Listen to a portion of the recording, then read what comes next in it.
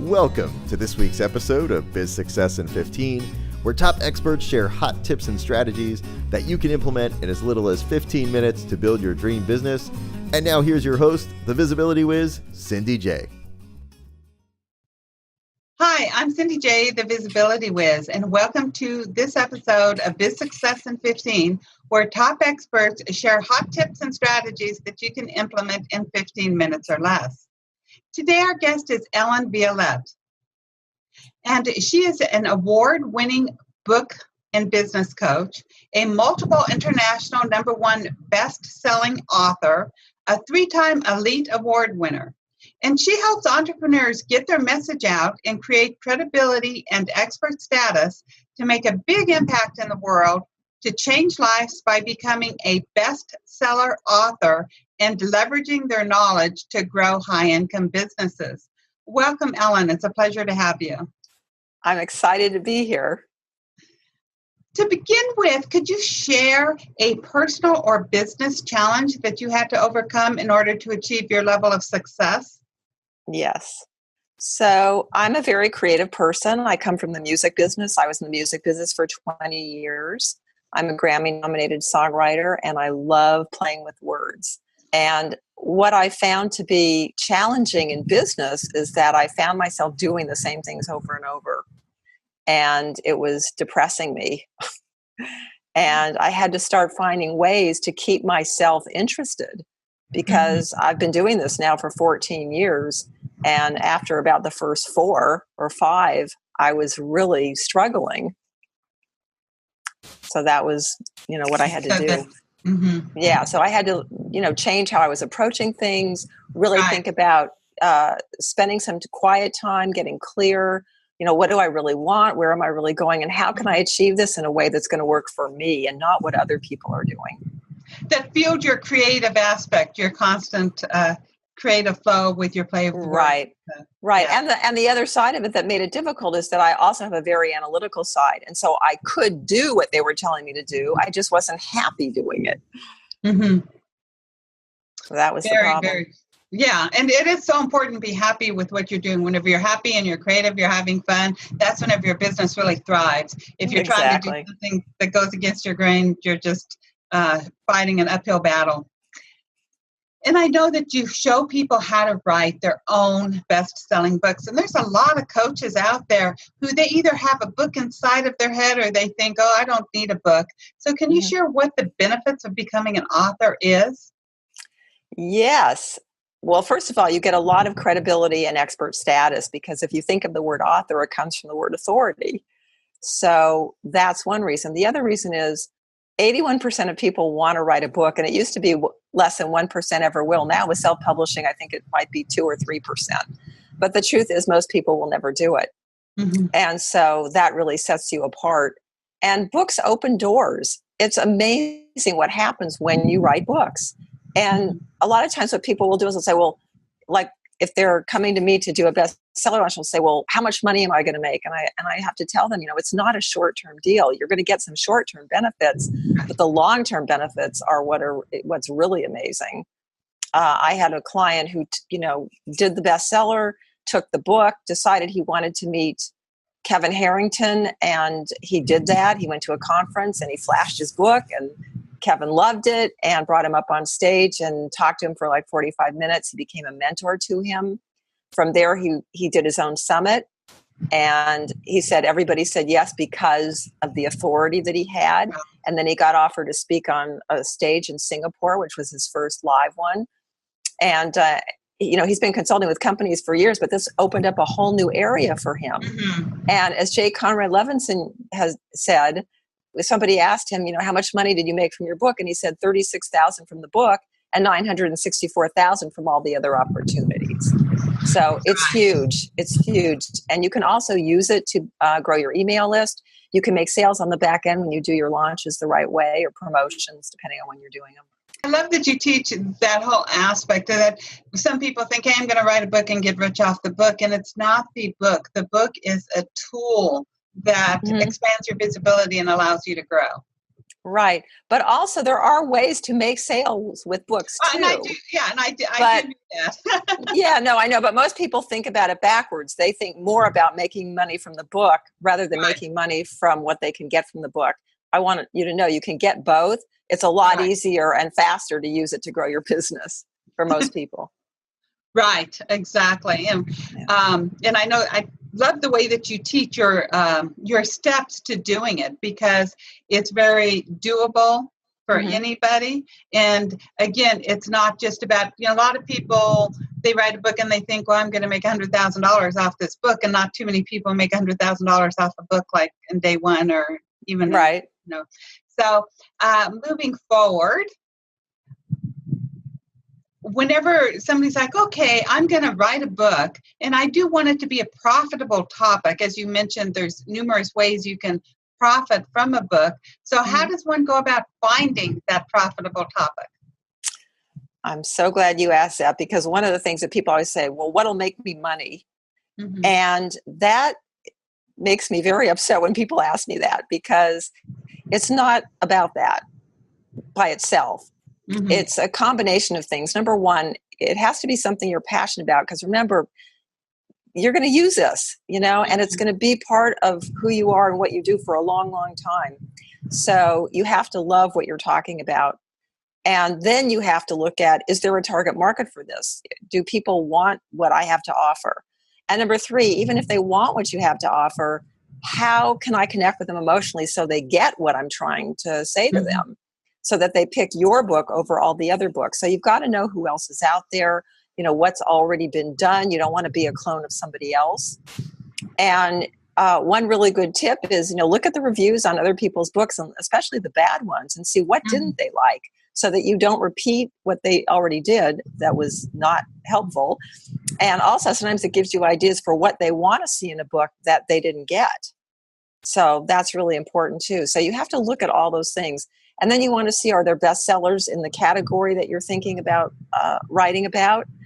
And, is it a profitable niche? Right. So all of that is important.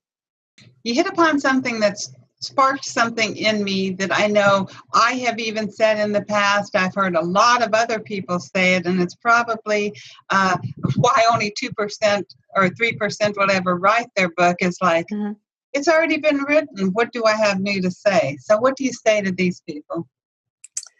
Great point. And there's also an ancillary thing to that, which is I don't know enough, or I'm not good enough, and who am I to write a book? So the thing is, we all have our own way of seeing things. Number one, we have our own way of expressing things, and you'd be amazed at just what you call something is really important. There can be a lot of information in a topic, but if you hit on just that right way to say it to people, where you connect with them, they're going to come to you instead of other people. Right. It's also really important to make sure that you say what your book is. So for instance, I had a client who wrote a book, and when the first reviews came in, people were upset because they said it didn't break new ground, and it was more of a practical guide. And it didn't say in the subject line or in the title that it was a practical guide. So I said to him, you really need to change this and call it a practical guide, because that's what people see it as. And as long as you tell people the truth about what it is, you're going to connect to those people who are looking for a practical guide. Exactly. I like that point. Very, very good. And so I've decided I'm going to write the book, and I've got my profitable topic. So now I've got to write it. So how can I write it and stay on the topic and not try to get too overwhelmed on adding too much? How much is enough? How much is not enough? And how do I stay on topic? The way to stay on topic is to do an outline. Okay, this is really important. The first thing you have to do is the research before you do anything else. And then once you've got the research, I use the research to help me create my titles and subtitles. And then I create the outline. And a lot of times when people are overwhelmed, it's because they're trying to cram 3 books into one, first of all. And when you do the outline, it shows you whether you're trying to put in too much and whether it's 1 book, 2 book, 3 books, whatever. And it also shows you if it's not enough, if you don't have enough topics, then it's time to really stop and not move forward yet and think about, okay, what else would I put in this book that would make sense to go in this book? So it's really not hard. As a matter of fact, when people think they can't write a book, I do this outline sometimes, with them, like I walk them through it. And I remember one time my husband wanted to write a book and he said, well, how am I going to do that? And here's the thing, most people who want to write a book have the information in their head. They just don't know how to get it out onto the paper. Mm-hmm. So I said to my husband, who was very brilliant at what he did, he was a hypnotherapist, but he was interested in anti-aging. And so I said, well, what do you want to write about first? And he says, well, I want to write about the history of aging. I said, okay, what do you want to write about second? I want to write about telomeres. And, what do you want about third? And I did this like 5 or 6 times. And I said, there's your outline. He went, oh my God. Right. It was that easy. I mean, yeah, in 5 minutes it's done. And, but, yeah. Most coaches and most of our listeners, I'm sure, at one time or another has either outlined a program or a webinar or a telesummit or given a speech in person where you're using these outlines. And basically it's the same thing with the book, the same type of outline. Right. Exactly. Yeah, it's the same. I mean, one of the things that I love doing with people, I have a book called Turn Your Book into $10,000 Clients. And all we do is take the same outline that you created for the book and then expand it. Right. It's not hard. People make this stuff way harder than it has to be. Yeah, a lot of things in life we make it way harder than it has to be. And I know. Why is that? I'm sure that another thing that a lot of people start saying, well, I can't write. There's no way, I'm a horrible writer. I can't write a book. What do you say to these folks? I say, then don't write it, talk it. Because when we write, what a lot of people do is they start judging their writing before they can even get it out. Like they're judging it sentence by sentence. But when you talk, like we're talking right now, we're not editing right now, we're talking, Right. So just talk it, and then you can go back and take out what you don't want, and you just have it transcribed and then edit. Exactly. There are a lot of self-published books now. Mm-hmm. And and there is still a segment of the society that kind of looks down on that. I think they're wrong, but they do. But the point is, when you start comparing books and you see one that has bad grammar versus one that has good grammar, which one are you going to choose and who are you going to trust more? Yeah, I think that it's important to have a professional edit. Okay, and is there a fine line with that as far as whenever you are communicating online, it is more conversational? So are books today more conversational versus the college thesis paper? Oh, absolutely. I think that it always has been in a sense. People, if you're doing consumer books, then you've got to be able to reach the consumer. Right. And so I guess what I learned was you want to make it like a 9th grade level to reach the most amount of people. Now, I don't think that's always necessary. I mean, there are plenty of books that I read that are way higher than 9th grade level. But the point is that you need to be able to convey to people what you're trying to say. Now, when we first started, I started doing this in 2004. We didn't have Kindle. But back then, people saw books and ebooks as being very different. The ebooks were very conversational and the books were more like old style books.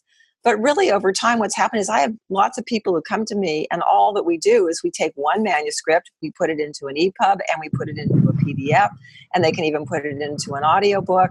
And it's just a matter of delivering it in a lot of different ways, but it's the same material. Right.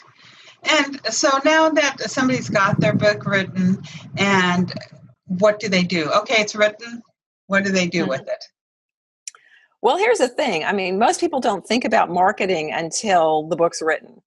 So, if you listen to people, especially in the more old traditional books, they'll say, start marketing a year before, or, when that you're going to have a book coming out. Well, that's great, except a lot of people in this day and age don't do it. Right. So we have to start from where we are. And so that's another reason why I love book launches, is because you can create a lot of buzz and get a lot of, publicity going and jump starting by doing that, especially for people who didn't set it up in advance. So but if you have, but once you get your book done, basically what you have to do is and again, I would do this first, is decide, first of all, what's your call to action for your book? Like, what do you want people to do next? And then how are you going to market it? And again, what are the things you're good at? What do you like doing? What are you committed to doing? What will you actually do? Because it's one thing to sit around and say, well, I could do this and this and this and whatever. But it's another thing to say, okay, well, would I really do that? And I know, I see lots of ways that you can promote books that I know I'm never going to do, or anything else, promote anything else. Or maybe you'll do it for a while and then you go, like, product launches.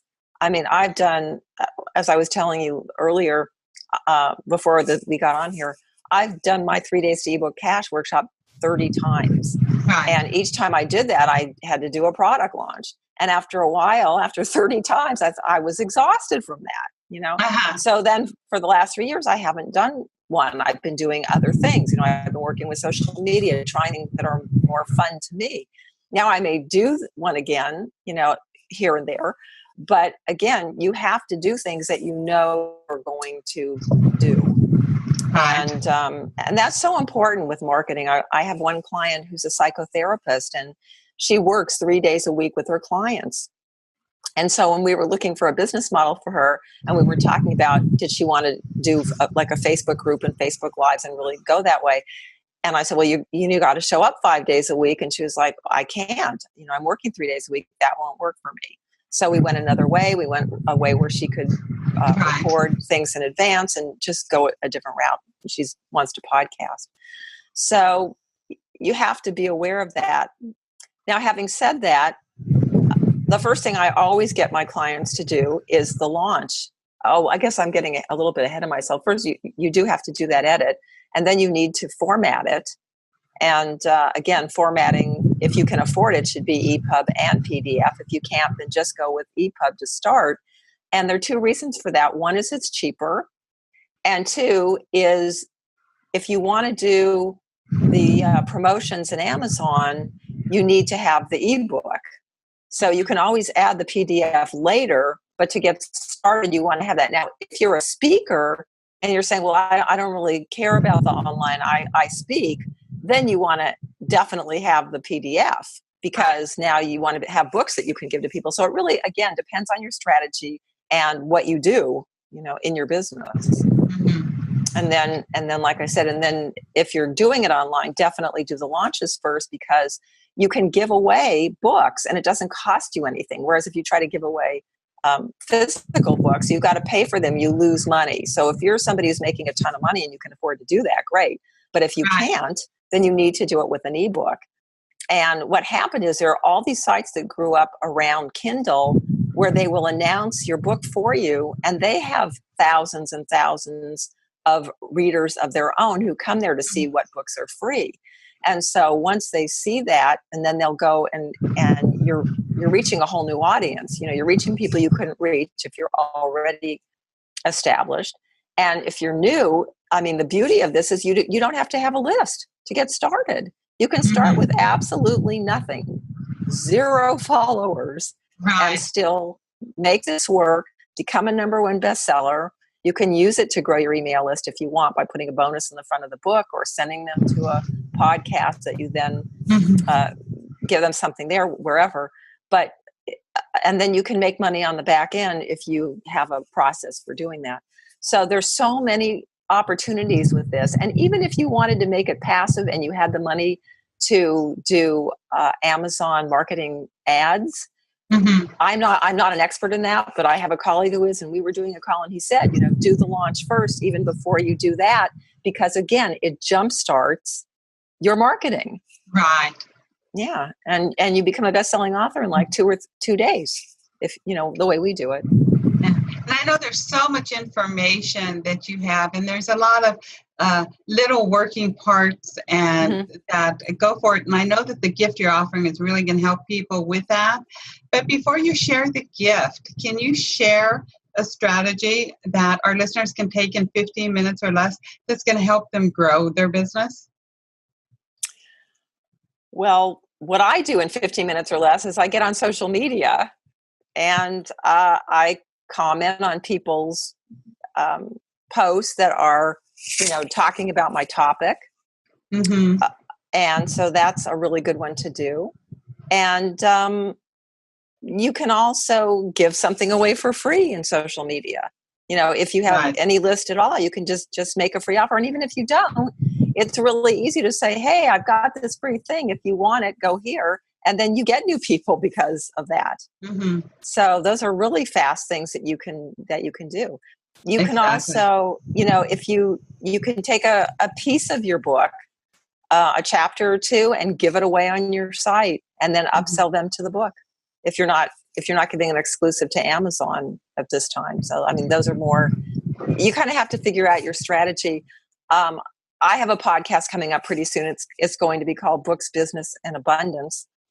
And I've already done some of the interviews, and I was talking to one of my interviewees, and I can't remember which one it was, so I don't want to say, because I've been doing a lot of editing.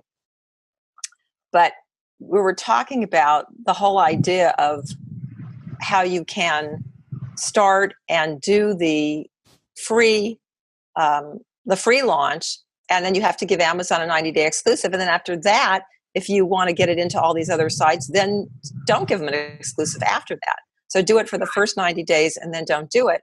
And he was saying you could do that where you take your main book and you want to put it everywhere, but you can also have smaller books and just leave those on Amazon and give them an exclusive. So there's a lot of things that you can do very quickly. I think it's really just about focus. And again, going back to what you enjoy. I love social media. So for me, like when my husband's watching TV in the evening, I may be listening to what he's watching, and I may not. I may have my headphones on and be listening to Mozart or something. Right. And then I'm just on social media hanging out. But it's not work for me. It's my social life. Right. I know what you mean. So, yeah. So other people may not feel that way. There are other people who, oh God, I hate Facebook. So they're not going to use that kind of a strategy. So again, it always goes back to what do you enjoy doing, and then make sure that you make time in your schedule to do that. And next, I know that you have a wonderful, wonderful gift for our listeners so that they can go out there and rock their books. So can you share what the gift is? I'm giving you 2 PDFs. One is my 3 days to ebook cash checklist, how to write a bestseller in 3 days or less. And that's my step-by-step process for how I teach people to write their books, which as I said, I've been doing since 2004. I've helped people all over the world. And the other thing I'm going to give you is my Kindle planner, because as I said in the interview earlier, the very first thing that you should do really is check out Kindle and do the research, because if you spend all this time writing a book and then nobody can find it, or it's not set up properly, it's a waste. It's just a waste of time. So you need to understand Kindle. So I will give that to you as well. That's so generous of you. Thank you. And to our listeners, you want to head on over to bizsuccessin15.com/E as in Ellen and V as in her last name, Violette. So EV, bizsuccessin15.com/EV, and grab your 3-day ebook cash checklist and your Kindle planner. And I think the Kindle planner in itself is so great, because once you have the steps in place and you do that little bit of homework, then you're assuring yourself of having a successful launch and a successful book that is going to be profitable and isn't just going to be sitting there doing nothing for years to come. Ellen, do you have any parting words for our listeners? I do. I just want to say that writing a book should be one of the easier things that you do. It's not hard, I promise you. It's just that people have this thought that it's hard. And also when they don't have a system for doing it, and they, run off away from the outline, and they get overwhelmed, that's a problem. So once you understand the basics of how to do this, which I give you in the checklist, just open up your mind to the idea that this doesn't have to be hard, that it can even actually be fun. We were talking earlier about how we both enjoy interviewing people and we both love to talk. And so, if you love to talk, that should be fun. If you love to write, that should be fun. And what else is there? If you have an internet business, or even if you're a coach or whatever, you're either talking or you're writing. Right? Exactly. So just, think of it that way, and, and try to have fun with it. I guess that's the thing I would say. And like I said, and then the other thing is, like I said, create a topic that you love, that people want, and have a good time with it. That's really my best advice. And then the other thing I would say is, books do not market themselves, and you do have control to some degree over how successful it is. If you work it, it will work. If you don't, it will sit there. And you said the key word, the system, and you have a concrete system that's going to work for anybody in writing a book. So whenever they follow the system and do their homework and do their due diligence, write their book, it has, I'm sure, a far greater chance of success than if you just throw a book out there and try to do it all your own. I always say, whenever you want to do something, find somebody that's done it and follow them. And I think of all the book systems that I've seen, I really like yours the best because it's easy to follow. And I have not written my book yet, but it is coming, simply because even though I love to write, I want to put everything in there. Everything. And so to me, I'm trying to tone it back and get that concrete outline and determine how many books it is versus not knowing what to write. It's like I go in that opposite direction, and I'm sure there's other people out there that go in the same way. So know that you grab Ellen's checklist, go to bizsuccessin15.com, get her checklists, and get her a Kindle planner, and do your due diligence, and get your book out there and get your message heard. Because this is going to help you with your credibility and your visibility.